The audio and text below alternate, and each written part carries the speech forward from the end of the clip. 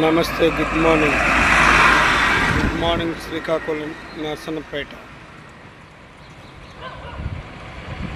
బయట జిల్లాల నుంచి వచ్చే యువకులకి, పెళ్ళి కాని యువకులకి, రెండో పెళ్ళి అయిన యువకులకి అందరికీ ఒక చిన్న విన్నపం.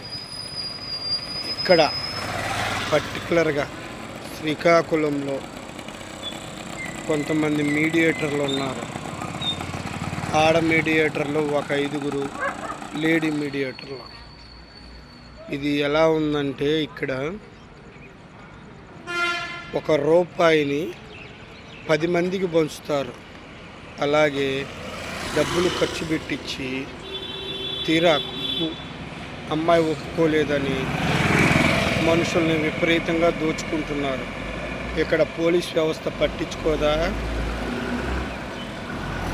ఇంతలా దోచుకుంటారా? శ్రీకాకుళం అంటే ఒక నమ్మకం. అలాంటి నమ్మకాన్ని పాడు చేస్తున్నారు కొంతమంది మీడియేటర్లు కలిసి. ముఖ్యంగా రెడ్డిపేట, వాడి పేరు వసంత్. ఒక అమ్మాయిని 6గురికి పెళ్లి చేయటంలో వాడు మహాదిట్ట. వాడి పేరు రెడ్డిపేట వసంత్ అంటారు. రెండోది రత్నకుమారి, నర్సన్నపేట చివర బట్టల షాపు, టైలర్ షాప్ పెట్టుకుంటుంది. జనాలకు మాత్రమే టైలర్ షాప్. దోచుకోవటంలో ఆమెను టచ్ చేస్తే 3000 అంట, పక్కన వచ్చిన వాళ్ళు 1500 అంట. వీళ్ళయే తెలివితేటలు అండి. పెళ్ళి చేసుకోవాలని 100 ఆశలతో వస్తారు. వచ్చిన వాళ్ళని ఇలానే దోచుకుంటారా? ఇలాగ నర్సన్నపేటలో ఒక 10 మంది మినిమం ఉన్నారు. అందులో 5గురు ఆడవాళ్ళు ఉన్నారు. వాళ్ళకి, అమ్మాయి వాళ్ళకి విషయం ఒరిజినల్గా చెప్పరు. మనుషుల్ని మోసం చేసి రోజు 1000-2000 సంపాదించుకోవడానికి బతుకుతారు. ఇంకొక విషయం ఏంటంటే, రాళ్లపాడు